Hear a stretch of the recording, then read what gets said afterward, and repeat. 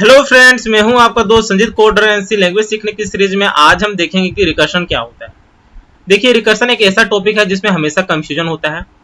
Student functions तक तो पढ़ते हैं, लेकिन जब रिकर्शन वाला टॉपिक आता है तो वो हमेशा स्किप कर देते हैं क्योंकि ये डिफिकल्ट सा लगता है। लेकिन ये उतना डिफिकल्ट नहीं है। यदि आप एक बार समझ जाओ तो इससे रिलेटेड आप नंबर ऑफ प्रोग्राम्स खुद बना सकते हो। तो रिकर्शन को समझाने के लिए मैंने एक अलग से प्रोग्राम लिख रखा है। इसकी हेल्प से हम समझेंगे कि रिकर्शन एक्चुअल में क्या होता है। देखिए, रिकर्शन क्या होता है। जब आप एक फंक्शन बनाते हो और उस फंक्शन में उसी फंक्शन को कॉल करवा देते हो तो उसी को आप बोलते हो रिकर्शन। सपोज आपने एक फंक्शन बनाया सम नाम का, उसको कॉल करवाया कहीं ना कहीं, वहां तक तो सही है। लेकिन उस सम नाम के फंक्शन में आपने कहीं पे कुछ ऐसा प्रोग्राम लिखा है जहां पे आपने सेम उसी फंक्शन को कॉल करवा लिया है, तो इस कंडीशन को आप क्या बोलते हो? रिकर्शन। तो यहां पे देखिए, हमने प्रोग्राम में क्या लिया है, एक वेरिएबल लिया है ए और दूसरा वेरिएबल लिया है रिजल्ट। ए से क्या करेंगे, यूजर से हम वैल्यू इनपुट करवाएंगे। तो यहां पे हमने यूजर को एक मैसेज दिया, एंटर अ नंबर। स्कैनएफ में यूजर ने एक वैल्यू को एंटर कर लिया, यहां तक कोई दिक्कत नहीं है। उसके बाद यहां पे क्या हुआ है, एक फंक्शन को कॉल करवाया हमने, सम नाम के फंक्शन को, और वहां पे हमने ए पास कर दिया। आपको बताया था कि आप आर्ग्यूमेंट कैसे पास करते हो, और उसको आपने क्या किया है, रिजल्ट पे स्टोर करवा लिया। इस फंक्शन को यहां पे कॉल किया है और यहां पे आपने इसको डिफाइन किया। यहां पे आप एन ले भी सकते हो, नहीं भी ले सकते हो। अब क्या है, सेम जो रिजल्ट आया इसको आपने प्रिंट करवा दिया और रिटर्न 0 जो आप बाद में लिखते थे वो वाला है। तो सम नाम के फंक्शन को कॉल करवाया है तो इसको कहीं ना कहीं हम बनाए होंगे, तो यहां पे हमने इसको बनाया।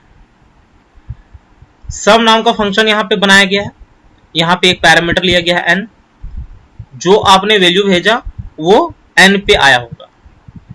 और यहां पे हमने क्या किया, कंडीशन लिया है कि यदि n का वैल्यू 0 के इक्वल नहीं हो तो हमारा ये रिटर्न होता रहेगा, नहीं तो एल्स में रिटर्न क्या होगा, n होगा।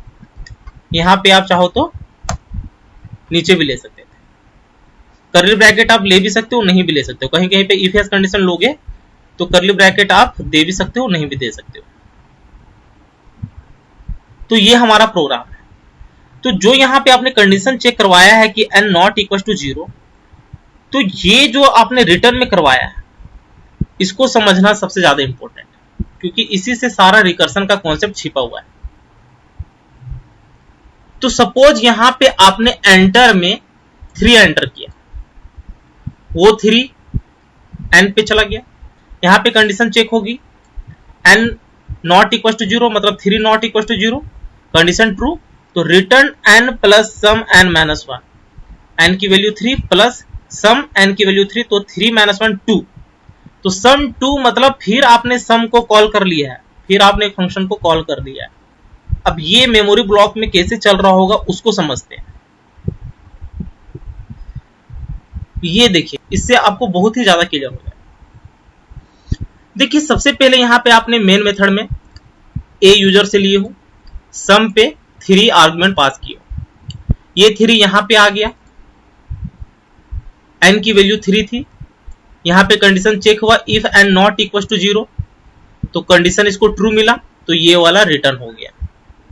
यहां पे क्या है, 3 प्लस सम n माइनस 1, सम को कॉल किया है इसने अगेन, n की वैल्यू क्या थी 3, 3 माइनस 1 कितना हो गया 2, मतलब सम को कॉल किया है और 2 आर्गुमेंट में पास हुआ है। फिर क्या होगा, सम नाम का फंक्शन कॉल हुआ होगा। आप ये मान के चलो कि सारा जो है वो मेमोरी ब्लॉक है। फिर सम नाम का फंक्शन कॉल हुआ, यहां पे n में क्या हो गया 2, क्योंकि यहां पे 3 माइनस 1 2 आपने पास किया है, तो n की value 2, condition 2 not equal to 0, condition true, तो क्या रिटर्न हो गया 2 प्लस सम n माइनस 1। तो 2 तो सही है, लेकिन यहां पे सम नाम के फंक्शन को फिर कॉल किया हमने और n की वैल्यू क्या हो गई 2 हो गई, तो 2 माइनस 1 1। फिर आपने सम को कॉल किया और यहां पे आर्ग्यूमेंट में आप पास किए हो 1। फिर क्या है, सम नाम के फंक्शन को आपने कॉल करवाया है, तो जो आपने यहां पे आर्ग्यूमेंट में पास किया है वो यहां पे आया होगा, तो n की वैल्यू यहां पे 1 हो गई। और यहां पे कंडीशन चेक होगा, if 1 not equal to 0, condition true, तो फिर ये रिटर्न हो गया। 1 प्लस सम 1 माइनस 1 मतलब सम 0। अब 0 पास किया है आपने आर्ग्यूमेंट में, तो क्या हुआ कि जो सम कॉल हुआ फिर वहां पे n की वैल्यू क्या होगी, 0 हो गई। फिर यहाँ पे कंडीशन चेक हुआ है, इफ 0 नॉट इक्वल टू 0, 0 जो है वो 0 के इक्वल नहीं होना चाहिए, लेकिन यहाँ पे 0 के इक्वल है, तो यानी कि ये कंडीशन आपका फॉल्स हो गया। और आपने क्या रिटर्न करवाया है, यहाँ पे n रिटर्न करवाया है, तो n की वैल्यू क्या होगी, 0 होगी। आप इस वाले प्रोग्राम पे देखोगे तो लास्ट में जब कंडीशन फॉल्स हो जाती है तो आप n रिटर्न करवा रहे हो, तो यहाँ पे n 0 रिटर्न करवाए, इस फंक्शन को जिसने कॉल किया है वहां पे वैल्यू गई होगी, तो सम n माइनस 1 यहाँ पे फंक्शन कॉल हुआ है, तो 0 की वैल्यू जो है वो यहाँ पे आ गई।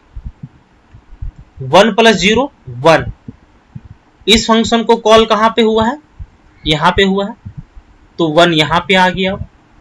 2 और 1 3, इस फंक्शन को कॉल कहां पे हुआ है, यहाँ पे हुआ है, मतलब ये वाला 3 यहाँ पे आ गया है।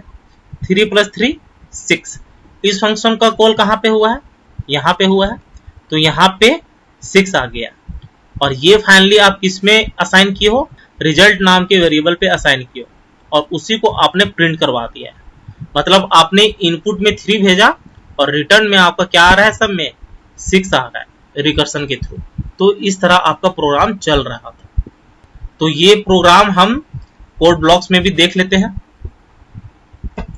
ये हमारा कोड ब्लॉक्स है, ये हमारा कोई काम का नहीं है अभी।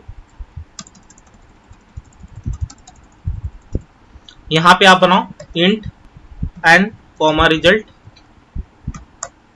यहाँ पे यूजर को आप मैसेज दोगे printf enter a number, scanf में %d comma address of a। यहाँ पे आपने रिजल्ट पे सम नाम के फंक्शन को कॉल करवा लिया, और यहाँ पे आप a आर्ग्यूमेंट में पास करोगे। यहाँ पे आप printf में रिजल्ट को प्रिंट करवा दोगे %d, तो हमने रिटर्न 0 ले लिया है। अब यहाँ पे सम बिल्कुल बाहर आप बनाओगे। यहाँ पे एक पैरामीटर ले लेते हैं int n, और ये वैल्यू रिटर्न करवाएगा, तो int टाइप का वैल्यू रिटर्न करवाएगा। कंडीशन यहाँ पे चेक करवाया, if n not equal to 0, तो यहाँ पे आप कर्ली ब्रैकेट दे भी सकते हो, नहीं भी दे सकते हो। रिटर्न n प्लस सम को कॉल किया यहाँ पे, और यहाँ पे n माइनस 1 कर दिया। एल्स में रिटर्न में आपने क्या करा दिया, n का वैल्यू रिटर्न करवा दिया। यहाँ पे कर्ली ब्रैकेट दे देते हैं ताकि ये हमारा अच्छा से दिखेगा। ये हमारा प्रोग्राम बन गया। अब यहाँ पे आपको सिर्फ डिफाइन करना है, तो डिफाइन करने के लिए क्या है, इंट नाम का सम हमारा है, तो सम, और यहाँ पे भी आप इंट दोगे।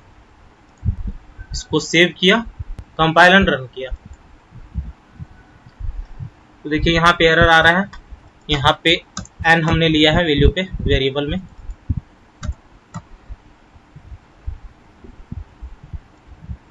इसको सेव किया, कंपाइल एंड रन किया,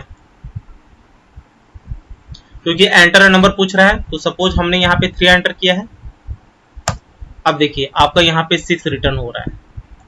तो ये आपने रिकर्सन के हेल्प से किया है। तो इस तरह का आप रिकर्सन के हेल्प से बहुत तरह के प्रोग्राम बना सकते हो। उम्मीद है ये वीडियो आपको अच्छी लगी होगी। यदि अच्छी लगी होगी तो चैनल को शेयर एंड सब्सक्राइब जरूर करें, साथ ही बेल आइकन को भी प्रेस कर लेना, ताकि जैसे ही मैं एक नया वीडियो अपलोड करूं उसकी नोटिफिकेशन आपको तुरंत मिल जाए। Thank you, happy learning.